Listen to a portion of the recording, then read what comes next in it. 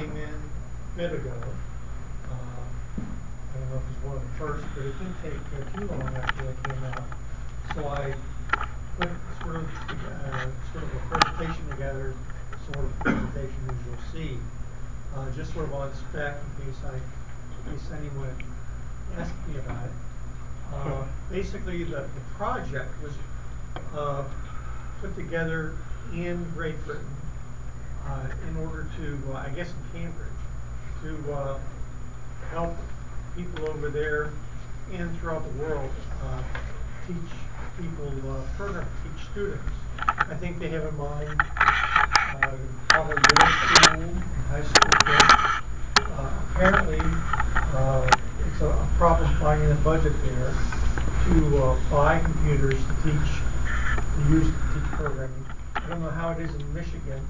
A few years ago, Ohio had a great big project where they bought lots of computers for lots of kids, but by now those computers probably need to be replaced.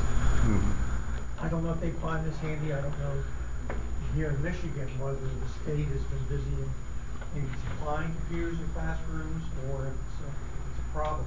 Is it a problem here? Sure. Money's always a problem. Especially with the state cutting, educational funding all over the place. It's really a problem. So I guess the idea here is that you have this little thing that costs $35. You attach some peripherals to it, a monitor, and at the very least a keyboard and a mouse, and you can teach maybe some Python. That was the sort of thing they had in mind. And I've run Python. It works just as well as the laptop. Other things aren't as fast. That's the little board like computer that's about a gig big. That's right. It's got like an HDMI plug, USBs, a monitor, and audio, and that's what we're talking about.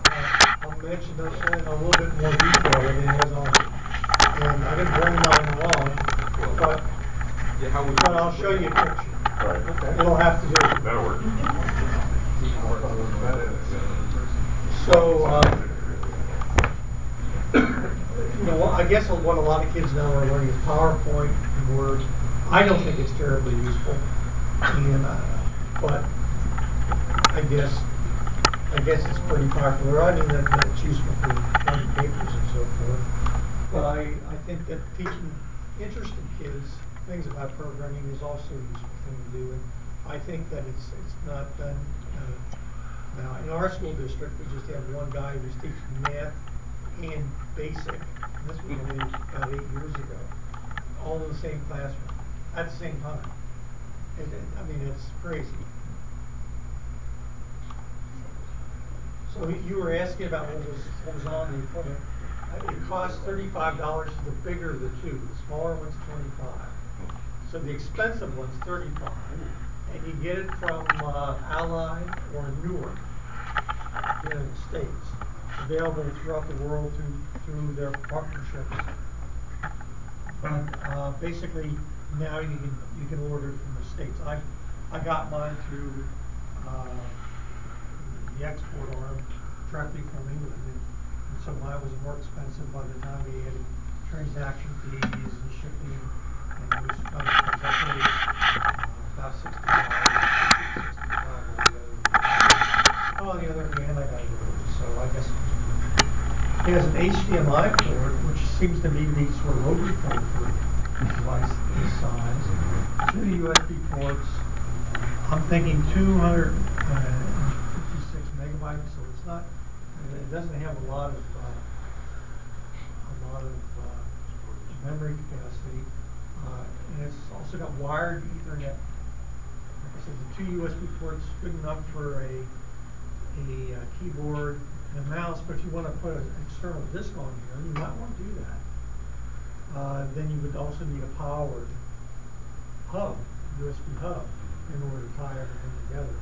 But the reading from the SD card, which is the main way you load Debian or your other operating system on this, that's really rather slow. Those cards, it turns out, they ask at running pictures to the card, but anything else is slow. So it makes some sense to shop carefully for a good card, spend a little extra, but you can't expect too much of it. I have not tried any external hard disk. I'd like to try that to see if it maybe speeds up the devices. It's sort of sluggish. The Model A is just $25, no Ethernet, only one USB port. Originally, it was only going to be I think 128 megabytes, but they decided that they could meet the price point at the same amount of memory, 256.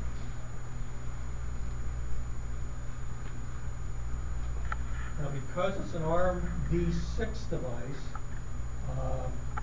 it won't run Ubuntu, which I know a lot of us run. But Debian has support for it, Arch Linux, Fedora, and the Debian release, which is what I've tried on it so far, does have LSTE. That's a window environment? Yes, it's a window manager, desktop.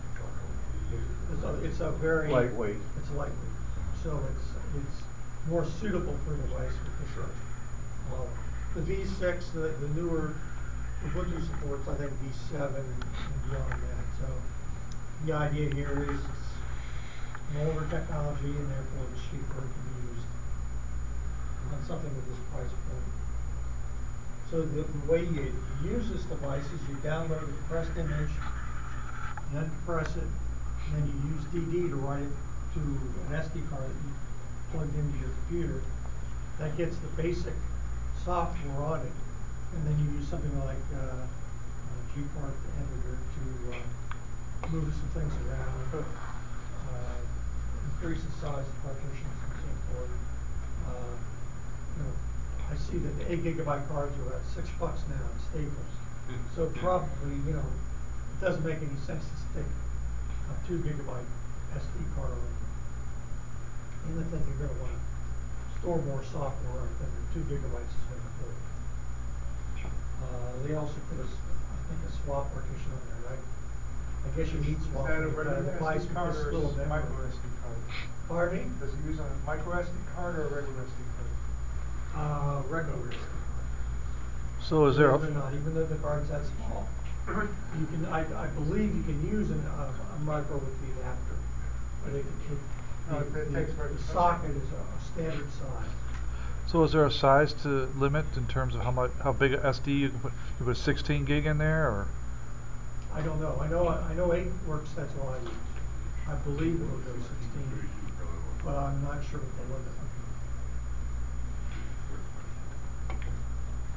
the limit. The way this adds up in price is if you have to start buying things because you don't have any spares. So you might need a keyboard, although I found one at Hamfest for $5. A cable, perhaps for HDMI. I've seen those at Lowe's, I think, for 17. Big Lots, I've seen those there at 12. Fry Electronics had some on special for 4. So there's no reason to spend $30 for an HDMI cable, but it can be a problem. It also has component out, so that those cables are cheap, but also lower resolution by far. It's got nice resolution on the display. And then the power supply, you take the charger the USB cable that plugs into your modern day cell phones. So basically a USB cable, that's what it uses to charge it. It's not the same USB port that that you're using here. It's only used for bringing power in. It's not used for any data whatsoever. And then you might also want an Ethernet cable and a mouse. I would. And basically, this is a picture of what it has. To give you some idea. There's something I was just looking at before. They've released something called the Clerk board, and maybe this will tie into the robot we'll see next. The idea is that there are headers there, the GPIO headers. They bring out some of the pins, and then you can use a ribbon cable to tie it to this Clerk board, which it then is powered better, and it can run motors and maybe temperatures, sensors, that sort of thing. So if that's the sort of project you want to use this device for, that would be a a reasonable thing to buy and to try out. You can see the HDMI port, the RCA video, that's what I meant by talking about the composite video. No component video, no VGA. Standard output, that's just a jack, 2 LEDs, possibly two USB ports and Ethernet port.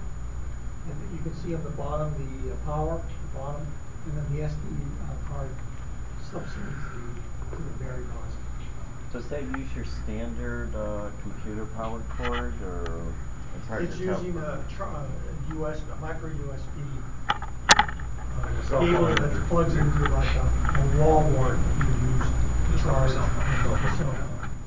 What are these, right? You can buy those, Oh. basically USB So you just charger. have it, like you've got their power adapter You can right buy there. those That's your power. At a lot of different places, so. I think I paid 17 for one. I think Walmart had one for 14, but I wanted to have a little more power. And they had another model that was 17 that had they put out a little more power, and I knew I wanted to plug in some USB devices. I didn't know. Usually if you have a tablet or a phone, you'll have one that'll work on it. That's right. That's right. That's why I used it first. All phones seem to be using the standard now. They make the batteries you can get for like recharging your cell phone on the fly or whatnot. There's a guy from Mozilla who got one of those batteries basically, hooked it up just by the USB, to charge it that way. Yeah. It'll run for over a day with a speaker, and he put basically his MP3s on a little USB drive, and it's a portable jukebox. So it's got like a little mini single speaker unit with running off of a battery, running like jukebox software, Python app running on the thing, and Yeah. so you can actually run the thing off of a battery itself and not need to plug into a wall at all. Now, one of the things I was interested in, I bought a few components for this. They said at first that you could run it off of some D cells.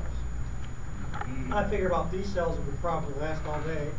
I mean, other people were talking about, well, you've got to be careful. It'll take 5 volts. You don't want to give it any more than 10% more than that. Well, a couple D cells is more than 6 volts. So, what did I hear that was true? No, it's and what 3 wasn't true? Yeah. They Contradictory. these cells 1.5.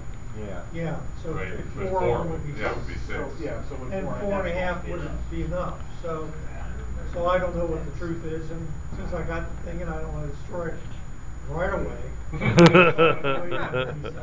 Let somebody else do that. So do you know what the chipset is for the video and the networking? It's all done on a. Let me see what I have next. I don't remember if I covered that or not. If not, I'll come back. 32 gigs. There's no Adobe Flash Player. I don't think you're going to see that. You might do it should be able to do HTML5, but if you want to do videos, you'll need something like VLC or something like that. Just bringing this up and bringing up YouTube, that's a non-starter as far as I can see right now. It's supposed to run some graphics and games quite fast, but just doing browsing is pretty dog slow because of the speed of the process. Well, how does the speed of the processor compare to like cell phones and other small devices like this? It's probably like a cell phone 3-4 years ago, so not very fast. But let me talk a little bit. Let me answer. I don't have any more graphics or slides about what it has, so let me try to answer that. The people who founded the project also work for Broadcom in England. So guess what kind of processor they use? So they probably have some release time that they're using toward the project, and they're using this Broadcom chip. They say they're getting a very good price on it, and that helps them make their price point. I don't know anything about it. The chip, though, does have not only the CPU, but also a GPU. The GPU is supposed to have some sort of accelerator for interpreting high definition graphics, which 264s. I don't remember the name. Is that right? Yeah. So it's supposed to do that on chip and be blazed when it comes to doing that. But I've never been able to. I don't have the software yet to get that to work.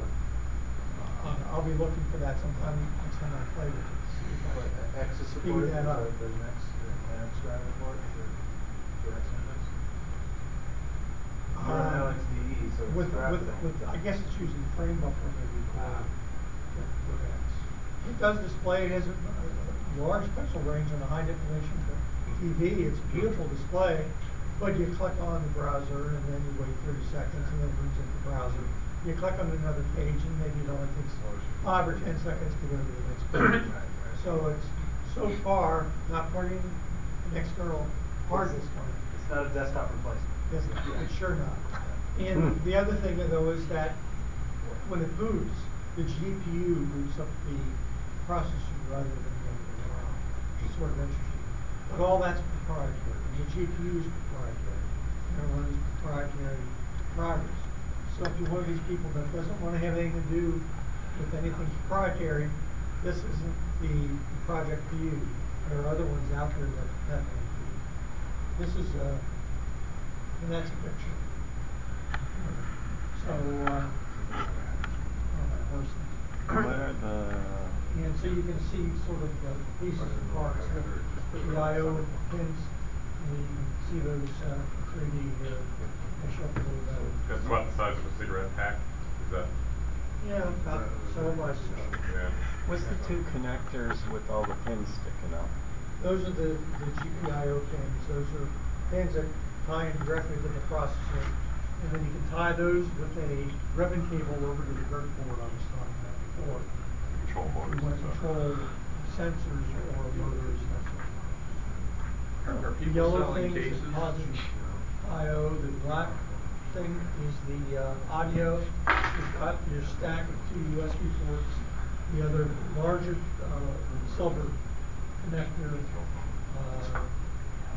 on the right is the Ethernet, and then the HDMI is the one that's pointing toward the power, sort of pointing me down this way, and then the SD card comes in underneath. I think this has the same perspective as the chart I showed you. Yeah, it does. Yeah. Isn't that so? Yeah. So that, That is 100 megabit wired. yeah, I believe it's 100. Yeah. Yeah, I wouldn't think it'd be gig all that. Seems like older technology. Are people selling cases for that? That Yes. comes without a case, right? Just a Right. bare board. People were, I think by now people are selling it. They were certainly talking Even though, about, at least. you know, there are all kinds of ties you can do with 3D printers that maybe produce a case and maybe, but I'm pretty sure that Allied and Newark are selling the grid board, and there's gonna sell They have various kinds of cases, cases, too. all kinds of add-ons. They probably expect to make a lot of money with that, even if they're not making a lot of money. That's selling the piece of board, because that's not business.